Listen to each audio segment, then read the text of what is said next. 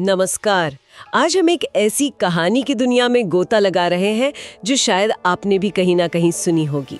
वो कहानी जो अंधेरी रातों और सुनसान सड़कों पर जैसे जिंदा हो उठती है। गायब होने वाले हिचहाइकर की कहानी। हाँ, ये वही अजीब रोंगटे खड़े कर देने वाले किस्से हैं जहाँ कोई ड्राइवर किसी अजनबी को लिफ्ट देता है और फिर वो अजनबी मंजिल से पहले ही जैसे हवा हो जाता है। और देखिए, हमारे पास इस पे काफी जानकारी है। कुछ तो लोगों के अपने अनुभव हैं, जैसे वो रूट 66 वाला एक डरावना वाकया है, और फिर कुछ लेख और वीडियोस भी हैं जो बताते हैं कि ये कहानी कहाँ कहाँ फैली है, इसके कितने अलग अलग रूप हैं, और ये सच है या सिर्फ मन का वहम। तो आज हमारी कोशिश यही रहेगी कि इस मशहूर स्थायी कहानी की परतें खोलें, देखें कि इसमें बार बार क्या होता है, ये दुनिया भर में कैसे सुनाई जाती है और आखिर क्यों ये हमें इतनी खींचती है। चलिए शुरू करते हैं ये पड़ताल। बिल्कुल। देखिए, ज्यादातर किस्सों का जो ढांचा है वो एक जैसा ही होता है। एक ड्राइवर, अक्सर कोई आदमी रात में कहीं जा रहा है, सड़क सुनसान है और उसे कोई दिखता है। अक्सर एक लड़की होती है जो लिफ्ट मांग रही होती है। ड्राइवर उसे बिठा लेता है।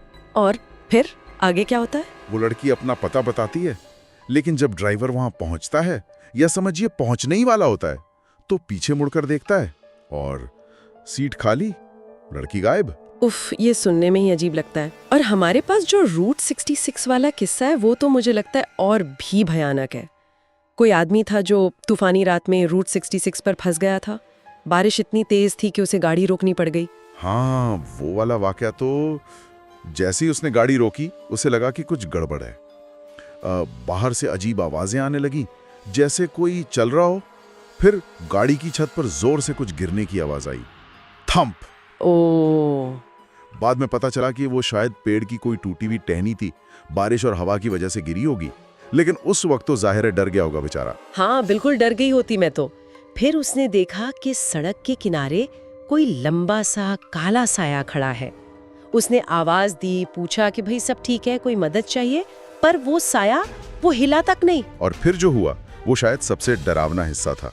वो साया धीरे धीरे उसकी गाड़ी की तरफ बढ़ने लगा। बाप रे, ये तो फिल्म जैसा लग रहा है। सुनकर ही डर लग रहा है। वो आदमी तो जैसे तैसे घबरा कर गाड़ी स्टार्ट करके भागा वहां से। हाँ, और जब उसने पीछे रियर व्यू मिरर में देखा तो वो साया सड़क के बीचों बीच था, शायद पहले से भी ज्यादा पास आ गया था। और कहता है कि एक पल के लिए उसे उसका चेहरा भी दिखा, पीला सा, धसी हुई आंखें, और वो आंखें जैसे चमक रही थी। बहुत डरावना। सोचिए उस पर क्या बीती होगी। डर, अकेलापन, और फिर वो शक कि जो देखा वो हकीकत थी भी या सिर्फ थकान और अंधेरे का खेल था। बिल्कुल। और बाद में जब उसने थोड़ा इंटरनेट पर खोजा तो उसे रूट 66 पर ऐसे ही हिचहाइकर भूतों के कई और किस्से मिले। तो उसका जो अकेला अनुभव था वो एक तरह से एक बड़ी पुरानी कहानी का हिस्सा बन गया। यहीं से बात और दिलचस्प और शायद थोड़ी उलझी हुई हो जाती है ना, क्योंकि ये सिर्फ एक ही तरह की कहानी नहीं है, इसके कई रूप हैं। बिल्कुल नहीं, एक रूप नहीं है। सबसे आम वाला तो वही है जिसका हमने जिक्र किया। ड्राइवर लड़की को उसके बताए पते पर ले जाता है, पर वो रास्ते में ही गायब हो जाती है। जब ड्राइवर बेचारा पता पूछने दरवाजे पर पहुंचता है तो उसे बताया जाता है कि अरे, उस नाम की लड़की तो सालों पहले मर चुकी है। हाँ? और अक्सर पता चलता है कि मौत उसी सड़क पर हुई थी, और कई बार तो उसी तारीख को जिस दिन ड्राइवर उसे मिला था। हाँ, ये वाला तो बहुत सुना है। और एक वो भी तो है जिसमें हिचहाइकर अपनी कोई चीज गाड़ी में भूल जाता है, जैसे कोई जैकेट या स्कार्फ। हाँ, वो भी काफी आम है। ड्राइवर जब वो चीज लौटाने के लिए उस पते पर जाता है तब उसे लड़की की मौत का पता चलता है, और बाद में वही चीज, वो जैकेट या स्कार्फ, उसकी कब्र पर मिलती है। कितना अजीब है। सोचिए जरा, ये तो एक पहलू हुआ, पर कभी कभी तो कहानी पलट भी जाती है। ऐसा भी होता है कि ड्राइवर ही भूत हो। हाँ, ये भी एक रूप है इसका। एक मशहूर गाना भी है इस पर, फैंटम 309। उसमें एक ट्रक ड्राइवर का भूत है जो लोगों को लिफ्ट देता है। हाँ। और फिर गायब हो जाता है। हाँ। तो कहानी किसी भी तरफ मुड़ सकती है। अच्छा, और मैंने ये भी पढ़ा है कि कुछ हिचहाइकर्स तो गायब होने से पहले भविष्यवाणियां भी कर जाते हैं, जैसे कोई आने वाली मुसीबत के बारे में बता दिया या किसी जंग के खत्म होने की खबर दे दी। सही कहा, ये भविष्यवाणियां कहानी को और ज्यादा रहस्यमय बना देती हैं। और तो और कुछ जगहों पर तो इन हिचहाइकर्स को स्थानीय देवी देवता मान लिया जाता है, जैसे हवाई में देवी पेले हैं, उनके बारे में ऐसी कहानियां हैं। हाँ। या फिर कोई धार्मिक हस्ती समझा जाता है। ये जरूरी नहीं कि हमेशा डरावने भूत ही हों, कभी कभी कुछ और भी होते हैं। अरे वाह, मतलब इनका दायरा तो काफी बड़ा है। और ये सिर्फ कारों से ही नहीं जुड़ा है, मैंने पढ़ा कि ट्रेनों में भी ऐसी बातें होती हैं भूतों से बातचीत वाली। और एक भूत माँ का जिक्र भी था कहीं, जो मरने के बाद अपने बच्चे को बचाने आती है। कितनी अलग अलग शक्लें हैं इस एक मूल कहानी की। बिल्कुल, और सबसे दिलचस्प बात शायद ये है कि ये सिर्फ आप कहिए अमेरिका की कहानी नहीं है, ये पूरी दुनिया में फैली हुई है। आप इंग्लैंड में सुन लीजिए, कोरिया, रूस, दक्षिण अफ्रीका, फ्रांस, इथियोपिया, स्वीडन, मतलब लगभग हर जगह आपको इससे मिलती जुलती कहानियां मिल जाएंगी। ये तो कमाल की बात है, मतलब ये कोई नई चीज नहीं है, बल्कि इसकी जड़ें बहुत पुरानी है। आजकल तो ऐसा लगता है जैसे ये गाड़ियों के जमाने की ही कहानी हो। हाँ, गाड़ियों ने इसे एक नया आधुनिक रूप जरूर दिया है, शायद 20वीं सदी की शुरुआत में, लेकिन इसकी जड़ें कहीं ज्यादा पुरानी हैं। कुछ जानकार तो इसे 1870 के दशक तक पीछे ले जाते हैं। 1870? वो तो गाड़ियों के आम होने से भी पहले का जमाना है। हाँ, देखिए 1940 के दशक में जब इस पर शुरुआती रिसर्च हुई थी, बियर्ड्सले और हैंकी ने की थी, तो उन्हें लगा कि ये शायद गाड़ियों के आने के बाद ही शुरू हुई होगी।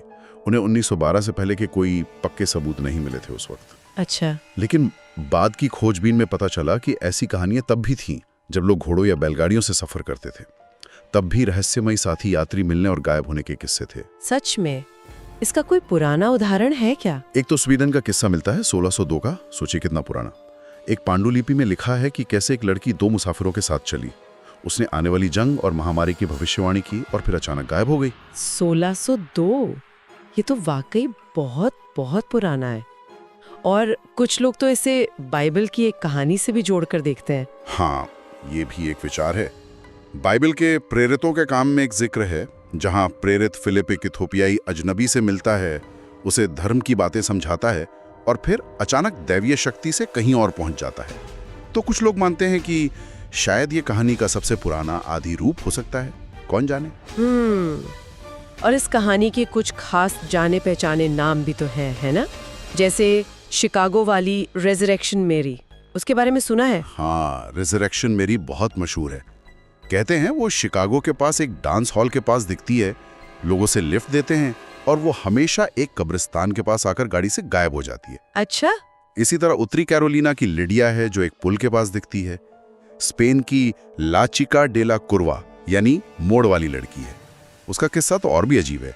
कहते हैं एक वर्जन में ड्राइवर ही उसका कातिल निकलता है। तो हर जगह के अपने अपने नाम हैं और किस्सों में थोड़े बहुत हेरफेर है। पर बड़ा सवाल तो यही है कि आखिर ये कहानियां चलती क्यों रहती हैं, पीढ़ी दर पीढ़ी? क्यों हम इन्हें सुनते सुनाते रहते हैं? क्या बात है इनमें ऐसी? देखिए, मुझे लगता है एक सीधी सी वजह तो ये है कि ये हमारे अंदर के गहरे डर को छूती हैं। अंधेरे का डर, अनजान चीजों का डर, रात में अकेले सफर करने का डर। आप सोचिए, रात में सुनसान सड़क पर वैसे भी थोड़ी घबराहट होती है और ऐसी कहानी उस घबराहट को और बढ़ा देती है, उसे एक शक्ल दे देती है। हाँ, ये बात तो है। पर क्या सिर्फ डर ही वजह है या कुछ और भी है? नहीं, मेरे ख्याल से सिर्फ डर नहीं, ये कहानियां कुछ बहुत गहरी इंसानी भावनाओं से भी जुड़ती हैं। जैसे किसी अपने को खो देने का गम, कोई अधूरी ख्वाहिश, या फिर वो दुविधा कि अजनबियों की मदद करें या उनसे सावधान रहें। ये कहीं ना कहीं जिंदा और मुर्दा लोगों के बीच के उस अनदेखे अनसुलझे रिश्ते की तरफ भी इशारा करती हैं कि अजनबियों पर कितना भरोसा करें या हिचहाइकिंग कितनी खतरनाक हो सकती है दोनों के लिए, ड्राइवर और हिचहाइकर। बिल्कुल, ये एक तरह की चेतावनी भरी कहानियां भी हैं। पुराने जमाने में शायद ये जंगलों या सुनसान रास्तों के खतरों से आगाह करती होंगी। आज के जमाने में ये गाड़ियों और अजनबी लोगों से जुड़े खतरों की तरफ इशारा करती हैं। कहानी का मूल भाव वही रहता है, बस संदर्भ बदल जाता है। और एक बात और, क्या ऐसा नहीं हो सकता कि ये सब मतलब मन का वहम हो? जैसे उस रूट 66 वाले किस्से में वो आदमी खुद ही शक कर रहा था, थकान, तनाव, या बस हमारी कल्पना शक्ति जो अंधेरे में कुछ भी देख लेती है। हाँ, ये भी एक बहुत महत्वपूर्ण पहलू है। मनोवैज्ञानिक तौर पर देखें तो डर या फिर उम्मीद में हम चीजों को गलत समझ सकते हैं, गलत देख सकते हैं। हमारी याददाश्त भी हमें धोखा दे सकती है, खासकर तनाव की स्थिति में। और लोक कथाओं की यही तो खासियत होती है, वो एक से दूसरे तक पहुंचते पहुंचते बदलती रहती हैं और में नए रंग भरते जाते हैं।